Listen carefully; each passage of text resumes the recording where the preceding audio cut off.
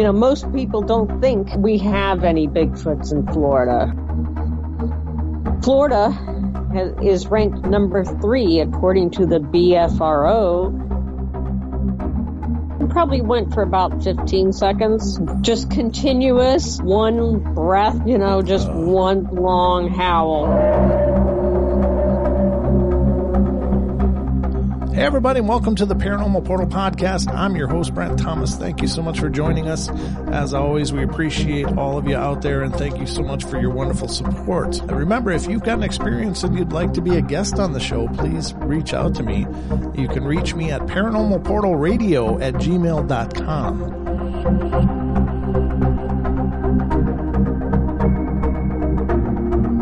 Today we got an amazing show lined up for you. We are welcoming Marie Dumont to the show.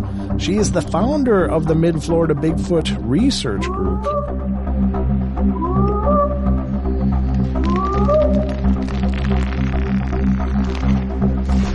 We met Marie at Vernal, Utah when we were down at the conference there, and just an amazingly vibrant and wonderful person.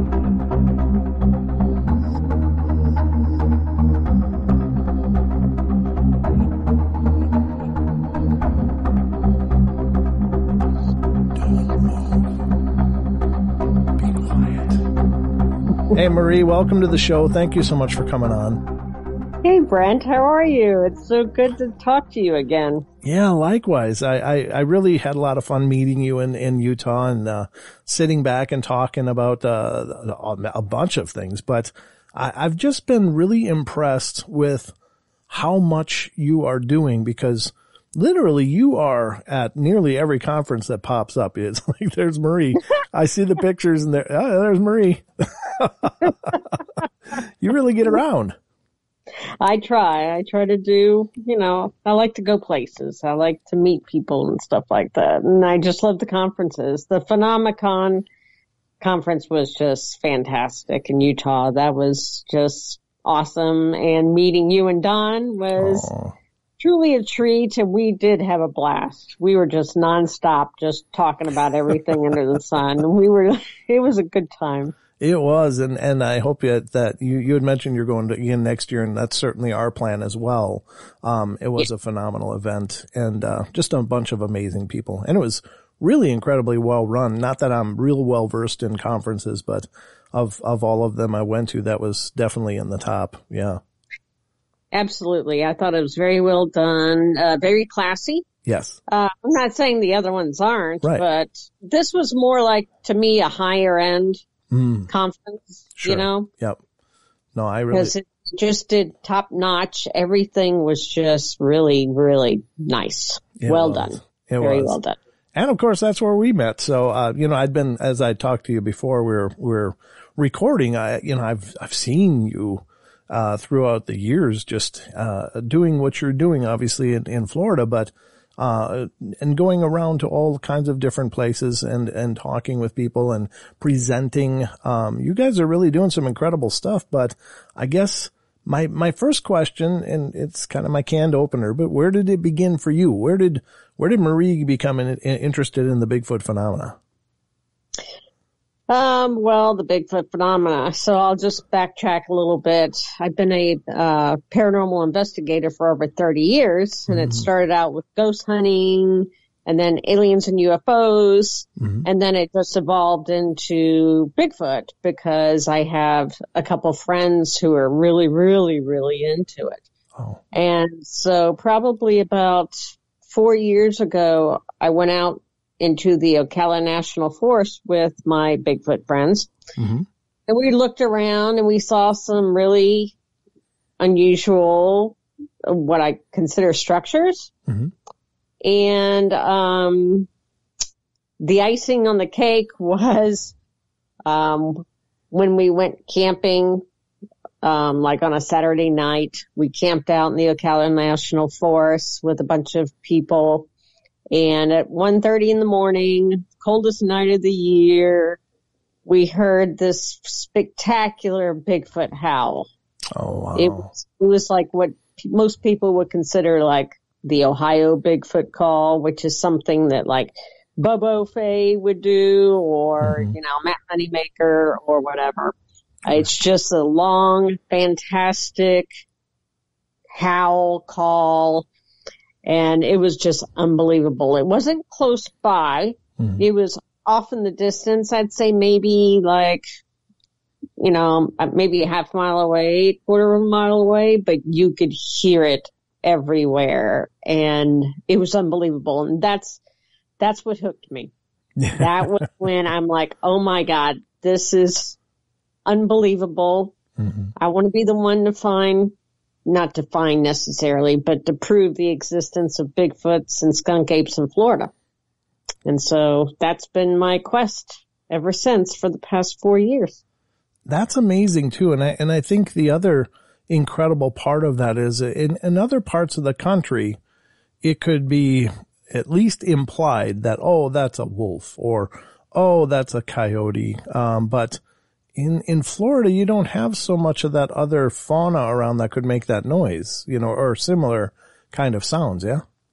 We have coyotes, okay, but sure. We've all heard coyotes before, Yeah. it just sounds like dogs, howling and stuff like that. But this was completely different. This is exactly how, when you hear about a Bigfoot call, a vocalization, sure, long, nice one, that's exactly what this was. And we just looked at each other with these big eyes, and we're like, what was that? Oh my God. But the area that the sound, where it sounded like it came from, was my favorite research area. And it's, there's a small lake and a large pond next to each other. Oh. And, that's kind of like the vicinity, I think, where it came from. I could be wrong, but, it was amazing. It was that, like I said, that's what got me hooked, for sure. Did you just get the chills as you were listening to that? I can't imagine hearing that in person. No, I didn't get the chills. I was all excited. I was like, oh my God. But I don't get the chills. Okay. It doesn't scare me. Okay, well, that's good. I mean, because from what I understand, the power of their vocals in person is what really pushes people to the point of, oh my God, it's just, it's, I don't know how long yours went on, but some of them go on for almost 30 seconds at that high volume, and whatever's making that sound is just enormous. Yeah, exactly. It probably went for about 15 seconds. Jeez. But it was just continuous, one breath, just one long howl. Yeah. And just one. That's it. Mm-hmm. That was all the entire night. That was it. And, it was just spectacular. I was just so excited. Yeah. Of course, I didn't sleep that night, not because I thought that a Bigfoot was going to get me. Right. It's just, I was in a tent, and I was just kind of is something going to come and, Sure. poke around in my tent or something? Right. Yeah. And, which I used to have a team member who did get poked in a tent. So, by a Bigfoot. So I just kept thinking about him, and I'm like, oh geez, but I really wasn't scared. I was excited. Oh, that's fantastic. Yeah. Mm-hmm. I think that, it isn't when you're out there, and I don't have a lot of experience with this, but when you're out there in the woods and all there is a thin layer of fabric between you and everything out there in the woods, that's not a very good security blanket. Yeah, don't feel very secure. Exactly. And of course, one of my friends did poke my tent, pushed it in, and I'm like, I'm going to kick your ass. Yeah, that's a little foul. Oh, so that's what got you hooked. And did you form the group soon after that, or how did that progress? Okay, so at that point, I started going out by myself. Wow. Or if I had some friends, my Bigfoot friends, if they would go with me. every once in a while. But most of the time I was going out by myself because I had nobody else to go out with. So I would just go to like some of the local parks around here, forests, and I would just roam around and I just took pictures. And that's what I do. I take pictures of interesting things. Okay. It could be structures, it could be mushrooms, it could be birds, animals, whatever it is. So I was posting this stuff on Facebook on my personal page, but nobody was really interested in any of that Bigfoot stuff.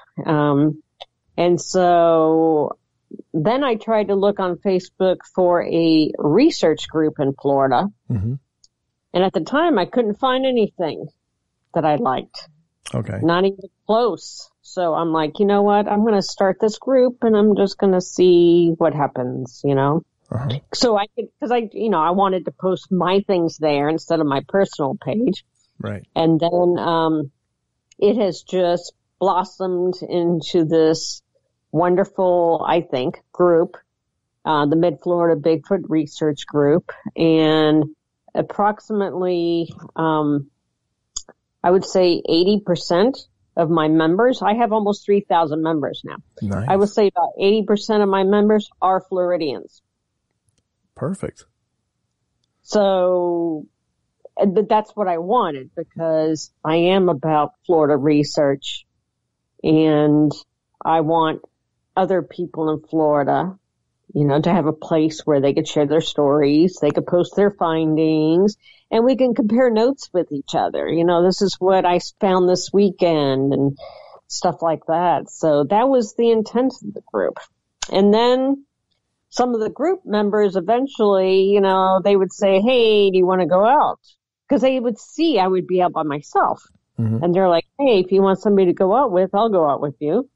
And so, I started meeting people and then we started investigating quite a bit together. And that's how we formed the research team. So I have, including myself, there's 7 of us.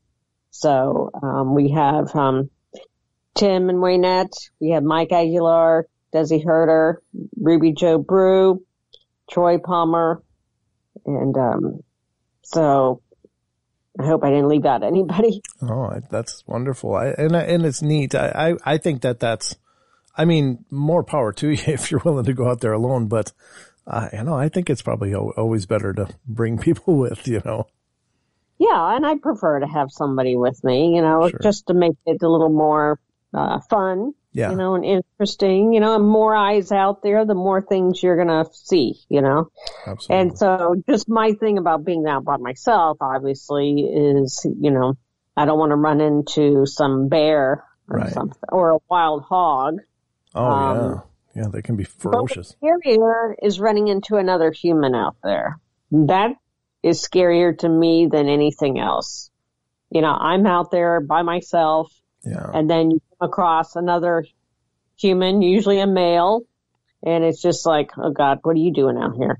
I know what I'm doing out here. What are you doing out here? Yeah, good point. Yeah, certainly in all of this weirdness, the people are still probably the most dangerous, huh? Absolutely. Yeah.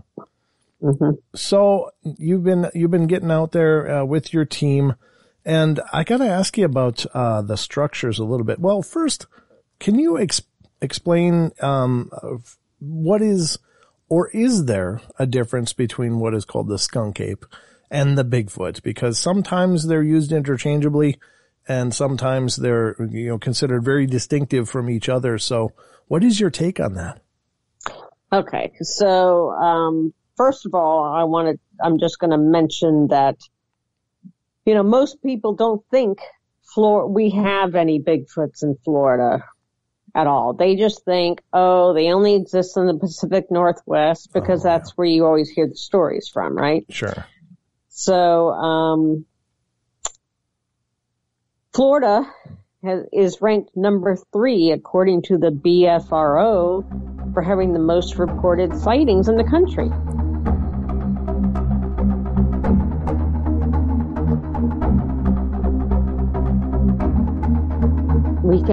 5 or 6 structures that look like asterisk, and they're 2 feet off the ground. Huh. I found 5 or 6 of those in different areas.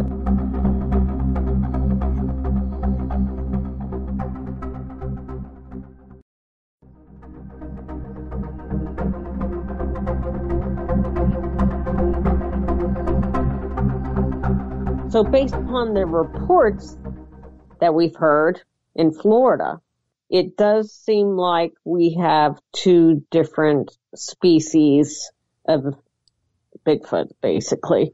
So, the reports in central northern Florida seem to be of the typical Bigfoot, which is like 6 to 9 feet tall, 5 toes, just this big, creature, long arms, very beefy, meaty, thick, Whereas when you start getting past where I live, like Tampa, so if you go down to like Mayaca, down south to the Everglades, the reports are very different. The reports there are a creature that is 5 to 7 feet tall, so it's smaller, and leaner. They don't have that mass that a typical Bigfoot has. They're a lot leaner. And that makes sense because here in Florida with the heat, a large, thick, muscular creature can never survive out in the heat, the humidity that we have down here in Florida. Everything is thinner or smaller, or deer are smaller in South Florida than they are in North Florida. Sure. Everything is just smaller and leaner. Even the bears down south are smaller and leaner. Okay. So, with that said, the skunk apes, like I said, been reported typically 5 to 7 feet tall, very lean, thin, very aggressive, and they have 4 toes, because that's what has been found down south are typically 4-toed footprints. Okay. Because initially, I'm sorry. No, Go it's ahead. 5 toes. So it does seem like there's a separate subspecies going on. Right. Yeah. Initially, I was thinking of, I think it's Bergman's rule that when things, a species that moves closer to the equator generally gets smaller, but if it moves further away from the equator, it gets bigger. But certainly a different type of toe count would be more significant than just biological size then. Correct. Okay. Correct. Wow. Okay. So that's the big difference. Do you research both, or which do you focus on, the more in the north or in the south? Because you're in mid. So which area do you go, or do you go both? Both. Okay. I'll go up, to a Cal National Forest. Even like the Green Swamp and stuff like that. Typically it's 5 toes, sometimes 4 toes. I've been down to Mayaca and the Everglades. So wherever I'm going, I'm looking for whatever. It's still the same basic creature. You just, down south it's going to be smaller and harder to see versus being up north, and, trying to hide behind a tree and all that stuff. Right. So that's just typically what goes on. But we look for both, whatever we can find, Yeah. And that was my next question is behaviorally, are they essentially the same creature, or is there distinctive behavioral differences? Well, like I said, that, the reports I've heard are that they're very aggressive. Okay. Skunk apes. Okay. But, in the Everglades, everything in the Everglades is out to kill you. Okay. So it's not surprising that they're aggressive. Right. Because you got the Florida panthers, they're out to kill you. You've got the Burmese pythons, which are out to eat you. You got skunk apes, you have gators, you have crocodiles, you have sharks, and then every other possible deadly snake out there, moccasins and, rattlesnakes and stuff. So, yeah, I'm not surprised that they're more aggressive down there because they have to be. Okay. to stay alive, But that's just my opinion. Right. Yeah. I made that stands to reason. If they're living in a more aggressive kind of, environment, then it would probably behoove them to become more aggressive themselves. But exactly. That's some exciting stuff, but it's also kind of terrifying. What about their structures? Do you find a difference in the type of structures that they build between the North and the South? Well, trying to, go squatching or Bigfooting up north, you see these fabulous pictures of these structures, these teepee structures that are large. They're made with all these great sticks, tree branches and stuff. Just these beautiful, fantastic, elaborate structures, Down here, you're not going to find that. Much, much, much, much harder to find, a really good, what I would consider a structure. And a lot of that has to do with, I think, the building materials that we have. Oh, good point. Yeah. Here in Florida, Central, South Florida, even like Ocala, we've got these like live oak, scrub oak trees that are very brittle. They're very thin. So, you try to get a branch off that, it's going to snap in half just by you trying to pull it off. Right. The tree and stuff like that. So we don't have these big, hardwood trees. Yeah. That, you would find up in the Pacific Northwest or in Minnesota or whatever. We have palm fronds, okay? So what you'll find instead is maybe a structure made out of palm fronds. Oh, okay. Because that's what they have to build with. Okay.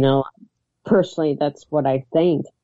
Like some of the structures that I have found in Ocala National Forest, there's a whole lot of trees, but again, they're not big oak trees and stuff like that, or pine trees. But like one time I found this structure that looked like a wall was being built in the Ocala National Forest.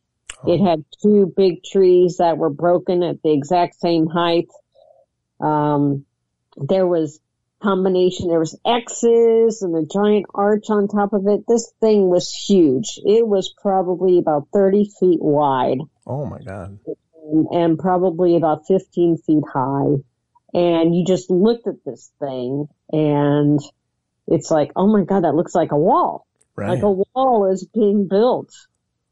And, but on the ground, you could see there was some building materials just sitting around.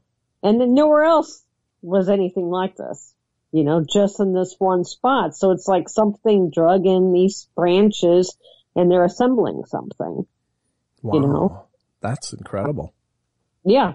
But, so you'll find the larger stuff like up north or in Ocala National Forest, like larger structures. But when you are down in the central or you go south, it's much harder. I found a teepee structure in Mayaca that was like 1.5 feet tall. Wow. Okay. Why is that? Because there was no big trees around. There's only little sticks. Huh. Sticks. So something went along, picked up little sticks, and built a little tiny teepee structure. I walked past it. Oh, sure. And I just did like a double take, and I'm like, what is that? And I went back to it, and I was like, oh my God, this looks like a freaking little teepee. Yeah.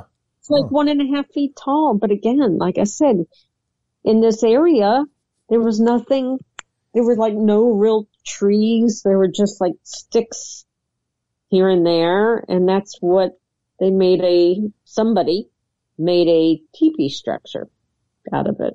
It was amazing. Yeah. But that's how weird it is here.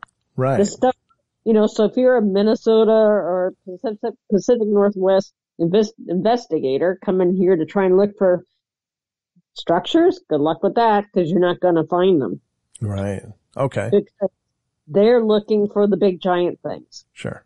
And here in Florida, you got to look for the little things, the smaller things, you know, maybe a teepee. Like, in April, I found, with my team was between April and June,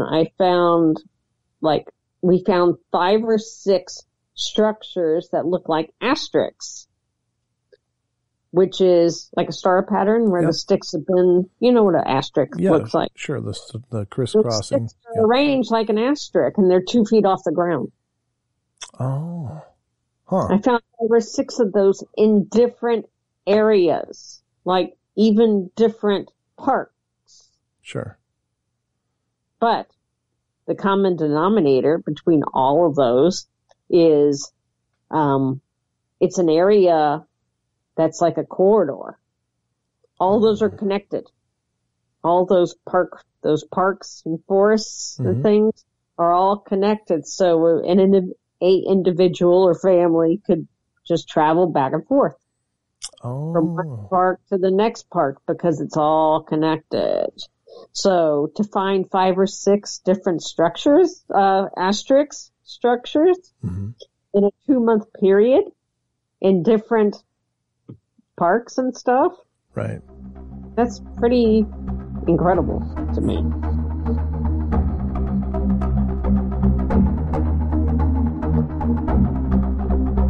Well, there's some researchers out there that create their own little glyph, and they see if Bigfoot will come along and change it. And they have had their glyphs changed.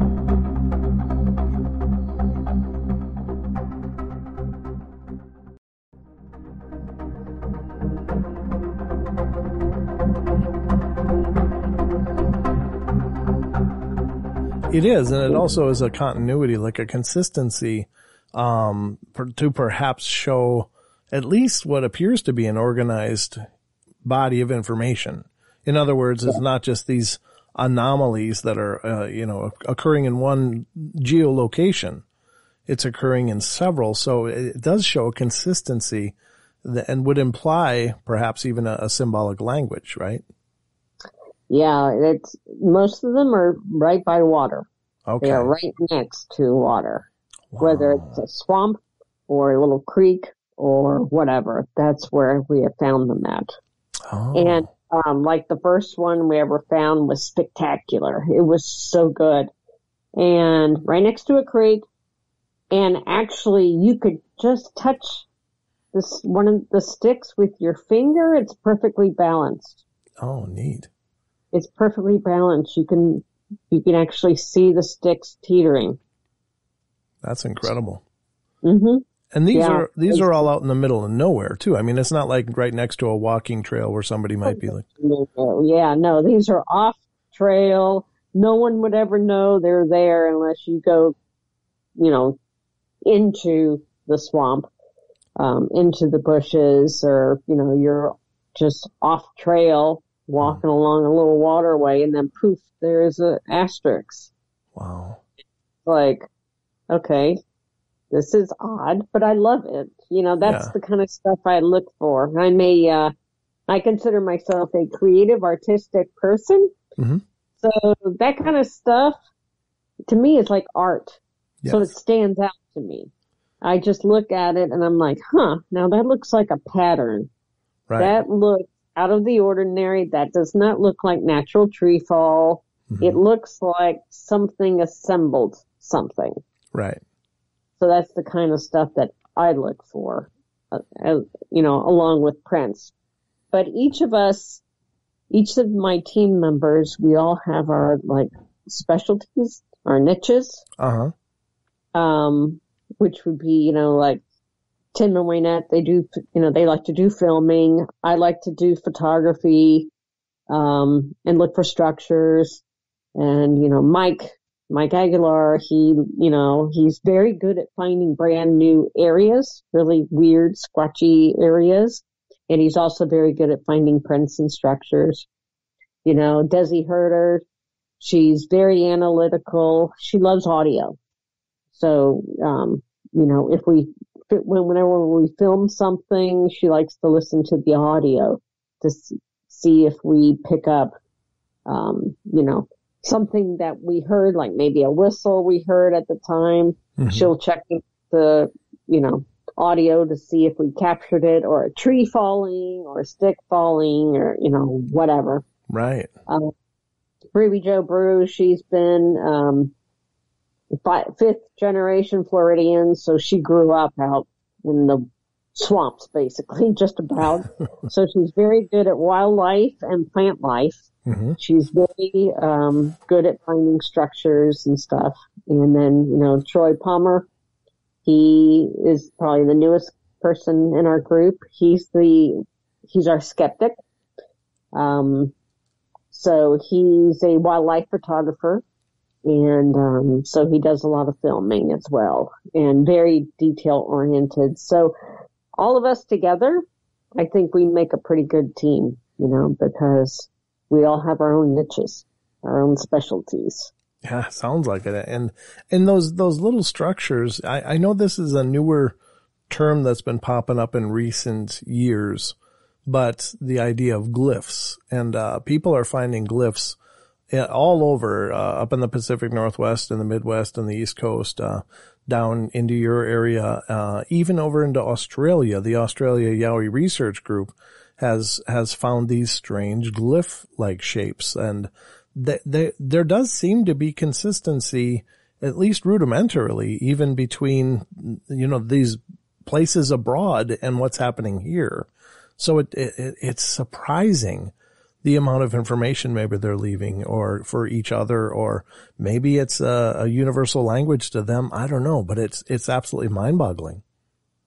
And the thing is with glyphs, you don't know if it's really a glyph or if it's natural tree fall or whatever. Right. But what's fascinating to me is when there's some researchers out there that create their own little glyph, mm-hmm.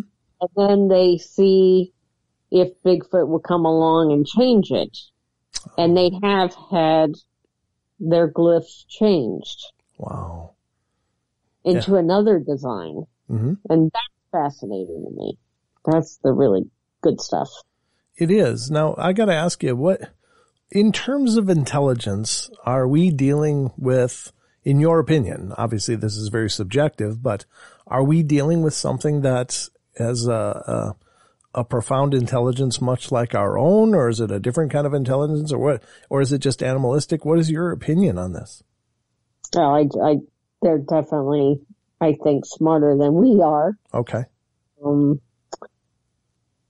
They obviously, they're the masters of camouflage, but sometimes they slip up, a juvenile or something will do something, just walk out in the middle of the day or something and not give it a second thought.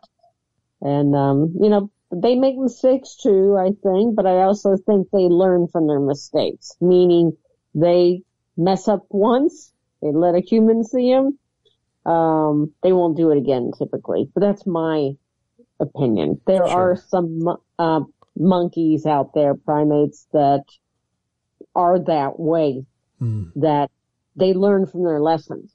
Yeah. So they mess up once, they won't do it again. So maybe that's why they're so elusive, is because, they mess up once, they learn, it's not going to happen again. So it just gets harder and harder to see them, to find them. I mean, again, that's just my opinion. Yeah. On how they are. But it is kind of, it's incredible that they seem to exist to stay hidden. At least they choose our absence, is I guess the best way to put it. And, they avoid people at all costs. But then at other times, there'll be a desolate road, and they'll wait until a car's coming, and then they'll cross. And it's like, really? You could have just stayed hidden, 2 more seconds and never been seen. But it's like they almost thrive on that too. Or maybe that's the younger ones, like you're saying, like that's, perhaps a game to them or something. But God, deer do the same thing. They'll step out right in front of a car. Yeah. Yeah. Right. You couldn't have crossed when there wasn't a car there. You had to wait until you had the headlights. Sure. Yeah. Pump out in front. Right. So, we don't know, but yeah, it could very well be like a juvenile that doesn't know any better or isn't thinking about it. Mm-hmm. And I heard of a story in Ocala National Forest where these guys were on like some ATVs buzzing around, and they saw a juvenile Bigfoot just walking in the pine trees, in a pine tree area. And they saw him, they went after him. Oh. Well, then he saw that they were after him and he took off. They couldn't catch up to him. They said he was going at least 35 miles an hour. Oh my God. They could not catch up to him. So that was probably a juvenile. Mm-hmm. I wasn't paying attention. I was just out for a stroll. Wasn't thinking about humans until he saw the human, and then he took off. So, wow. Will he learn from that mistake? Probably. Yeah, that's probably a life lesson right there. Come out at night instead. Yeah. Like yeah. So. No, that's interesting. Now, have you or your team had a up close and personal account? I think the closest one would be Mike. He's had a few encounters where he's seen them. Everybody else is kind of like, it's kind of like, they're Bigfoot researchers now, mm-hmm. but when they were growing up, they weren't. Sure. They were out in the woods. So they experienced things out in the woods that they didn't even think twice about until now that they're Bigfoot researchers, and they're like, I wonder if that's what I really experienced when I was 9 years old or whatever. You know what I'm saying? Yeah. I do.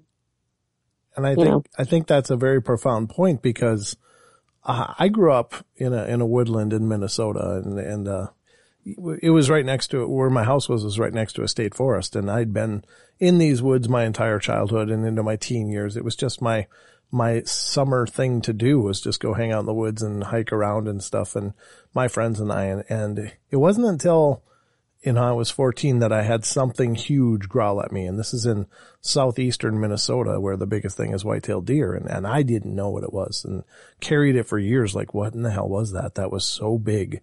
It shook my body when it growled. It was so powerful, but there was nothing that was supposed to be there. Even a bear wouldn't have done that. It would have been an intimidating noise, but whatever it was had me so terrified that I thought I was about to die. Whatever that noise was going to kill me, and I couldn't turn around. Not like I couldn't, I just didn't dare. So I carried that for years and years and years until I was, much older, and started learning about Bigfoot and started learning about what to look for. And then I went back up into those woods. I was doing a photo shoot for some products, that were going to be in a catalog. And I'm up there and I started to look around. I'm like, oh my God. There's a tree break. There's this, there's that. I never did find any prints because it was just all leaf litter and limestone rocks and chunks. So it was nothing to really see like footsteps or whatever. But I started finding all these signs and a structure, and that was tucked behind these huge limestone boulders. And I'm like, oh my God, maybe that's what made that growling noise so many years ago that I just couldn't place. And it just was like this huge epiphany. But you're right. If you don't know what to look for, you wouldn't even bat an eye. I mean, I thought about how many times did I walk in by broken trees and never thought a thing about it. But then when I started to look at the ones I was finding, it's like, there's no deadfall on this. There's not enough snow load that could have brought this down. What the hell happened to this tree? And it's like 4 feet up, about a 6-inch round sapling snapped, like a maple sapling snapped. I'm like, that's a robust tree. That's not just going to bend and break. So, that was my like ding, my moment. Right. But exactly. Yeah, you're exactly right. If you don't know what you're looking for, you're going to walk right by all this stuff. Yep. Absolutely. Yep. Absolutely. So this past weekend, well, actually 2 weeks ago, Ruby and I were out in the green swamp, and we were just taking a stroll like we always do. And, we found a bent tree, right? Mm-hmm. And we were like, okay, I mean, you find bent trees and stuff like that out there. They could be diseased. They could have this beetle that kind of like destroys the tree. Yeah. And the tree just kind of like starts to weaken, I guess, and it just starts bending over naturally. Sure. But this one we found was not natural. This one was, all right, so let me just kind of like describe it to you. Sure. A dead tree trunk, big dead tree trunk fell. Okay. Mm-hmm. About 12 feet away was a sapling, a cypress tree sapling. If you know anything about cypress trees, they grow out in the swamps. They're very tall and slender. Their branches are very soft, and they only stick out like about 3 feet from the tree, right? Mm. So anyway, we've got this dead tree that fell down. The sapling is 12 feet away, but it's pinned down under that tree trunk. We don't know how it got there because there's no branches on that dead tree trunk. It's just the trunk. Wow. It's just dead, fell over. How did that falling over take down the sapling that was 12 feet away from it? Right. And pinned it underneath it? Right. It was pinned underneath the dead tree trunk. Mm. Yeah. That's impossible. Right. We were just like, okay, how did that happen? It's too far away. Right. That's incredible. There's no branches involved. So how did that tree get bent over and tucked underneath this dead tree trunk that fell? And you could see the leaves were still green. So it happened not too long ago, probably at least a couple months ago. Wow. That happened. But it makes absolutely no sense. So that's the kind of thing, we look for is, we find things and then you look at it and try to analyze it and figure out, okay, you look up. Could this been is there a tree branch that fell down that took this tree down with it? No. You just try to analyze how it could have possibly happened. Right. Naturally. And if you can't figure it out, then to me, that is evidence. Right. Wow. So that's the kind of thing we look for. And we analyze everything that we find. And if you think about it, if before you were into this, you would have passed that by a million times and never thought anything about it. Absolutely. Yeah. Absolutely. But now it's like, ooh, there's a tree break. Let me look at that. This kind of looks like a lean-to structure. Let me take a look at that, Mm-hmm. So, but like I said, a lot of our stuff's made out of palm fronds. Sure. So it's like, okay, how did this palm frond get here? Mm-hmm. The palmetto fronds, it's hard to describe it. You've got this long branch that sticks out, and then the palm leaf is on the end, right? Right. Yep. When it breaks and falls, it's going to go down like this. Sure. It's going to go that way. Yep. Right? Mm-hmm. Sometimes we find things that are at the wrong end. Oh, sure. They're vertical. They're vertical. With the stem part stuck in or whatever. Yeah. Wow. And it may be arranged in a pattern, like a design. And it's like, okay, this is really unusual. Yeah. So, like I said, trying to find Bigfoot evidence here in Florida is pretty difficult. It's a challenge for sure, but I love every moment of it. We do find prints. I mean, that's luckily because you're dealing with swamps. You've got mud. Yeah. And then, there's some other paths and roads that have, like sure sand for us, which is like a beach sand. Okay. You still have leaf litter and stuff like that. I just found a print last weekend and couldn't cast it because there was so much leaf litter. Oh, yeah. And I didn't want to move the leaf litter. Mm-hmm. So we didn't cast it. And it was also wet.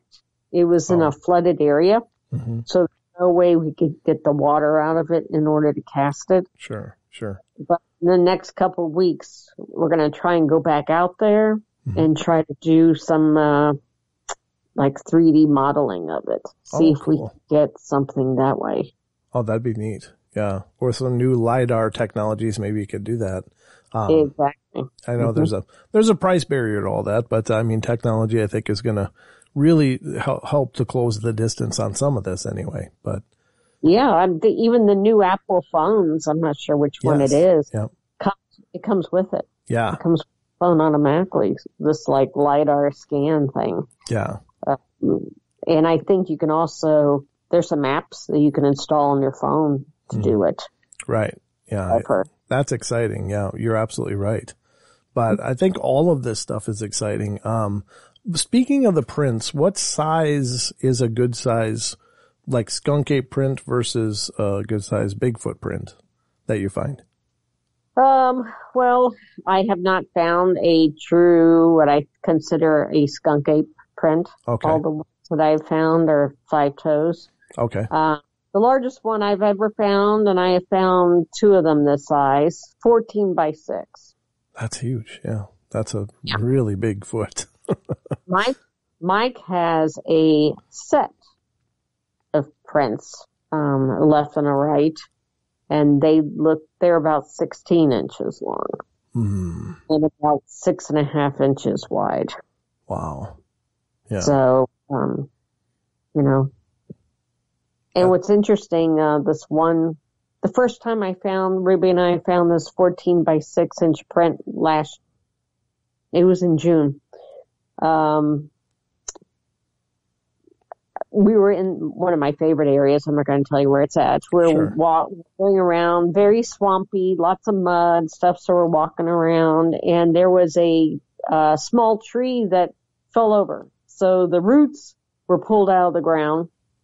So of course, where the roots were, it's very smooth there. So I went to take a look at this spot, and I found the print, 14 by 6, right?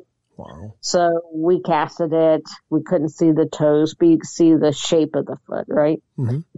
Then we went back out there a couple months later, found another print, exact same spot.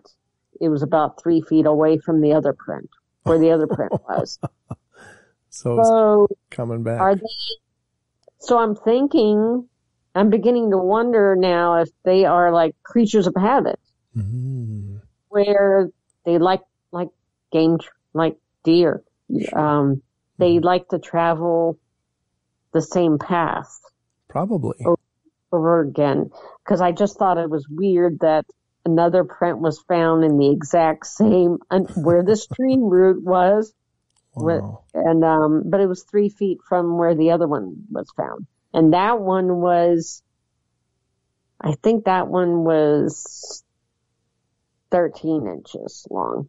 Oh, okay. So, we could speculate all we want, but now I'm really wondering if, they migrate, right? Yeah. What some people say, up north, they probably migrate a lot, or like in Kentucky with the Appalachian Trail or whatever. But in Florida, I don't think they migrate. Okay. They don't have to migrate. Right. Yep. You're going to go to a colder climate? Okay, you'll go maybe to North Florida. Sure. But you don't have to go that far. Otherwise, the Skunkapes happy down where it's warm. Right. Down the Everglades. Mm-hmm. So where are they going to migrate to? Right. So I really don't think that they really migrate that much in Florida. Now, they may migrate to get out of the hunting area. Oh, sure. Mm-hmm. They know it's hunting season or whatever in Cal National Forest, so maybe they'll go to another forest area that doesn't have hunting. Right. And for instance, I'll give you an example of this. Green swamp, all right? So you have hunting, blah, blah, blah.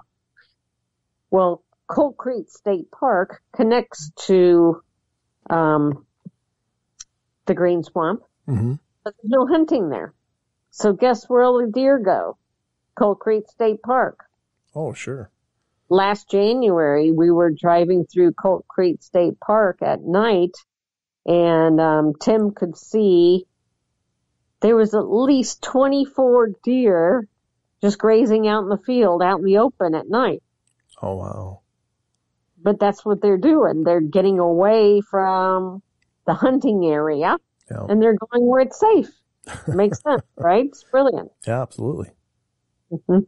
Very cool. So I think that's the only migration that they do, basically, is to get away from the hunters. Yeah, I think you might be right. And that's incredible stuff. And it's been amazing to talk to you. Thank you so much for coming on the show and sharing your insights into this, because these are, this is the skunk ape and versus the Bigfoot has always been a big curiosity of mine. And I appreciate you addressing that and sharing all of your incredible experiences and insights. A lot of us are just trying to figure out what's going on with this. There's a lot of ideas out there, but I know you guys are really getting out there and it sounds like you're finding some really amazing stuff. So keep us posted. And we're out there every single weekend. That's awesome. Every weekend. Yeah. Oh, if it's not the whole team, it may be just me or whatever, but somebody is out every single weekend on my team. So, and that's a lot of dedication. That's serious dedication on our part, Yes. We really enjoy this, and we want to raise the awareness of Bigfoots and Skunkapes in Florida. That is our goal, Well, that's wonderful. I know you're doing a hell of a job of it because I'm seeing you everywhere. So you'll see me again in September. Yes, absolutely. And so, Marie, thank you so much for coming on the show and sharing this. And I hope that you'll agree to come back again when we can discuss some more. Oh, yeah, we got to discuss paranormal. Absolutely. So, there's all kinds of that to talk about. So yeah, Bigfoot and the paranormal. Can you take a couple minutes and let people know how to stay in touch with what you guys are doing and if there's any people that are interested in taking part, how they can be a part of it? Sure. You can find my group on Facebook. It's the Mid-Florida Bigfoot Research Group. And I also have a YouTube channel by the same name, Mid-Florida Bigfoot Research Group. And I also have a website for our team, and you can look at that. You can go to midfloridabigfoot.com, and there you can read about us, read our bios. There's even a research gallery there where you can see some of the cool photos of things that we have found out there. And there's also a blog section where I write articles about Florida, just to educate people about Florida, like black bears. We do have black bears in Florida, and that's one of my blogs that I have there. Oh, and cool.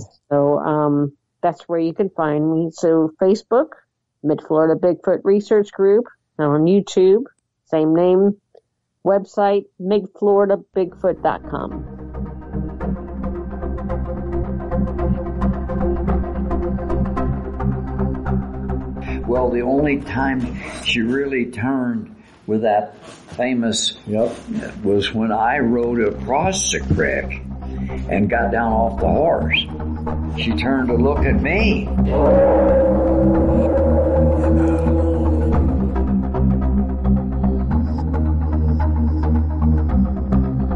All right, guys, thank you so much for joining us here on tonight's show. I hope you guys enjoyed it. Please feel free to follow us on Facebook, facebook.com/Paranormal Portal Radio, as well as finding us on Twitter. We're on Twitter at Paranormal Portal, Portl, and we'd love to have you stop by our YouTube page and subscribe and check out our shows there. We got hundreds of shows journeys into the paranormal portal. So I hope you'll check it out, guys. We're over there at youtube.com/paranormal portal. So hope to see you guys soon. We'll be back, of course, for more podcasts in the coming days. So we love you all. Be good, be kind, be nice, take care of each other, help each other out, find the magic in every day, and remember to laugh as much as you can.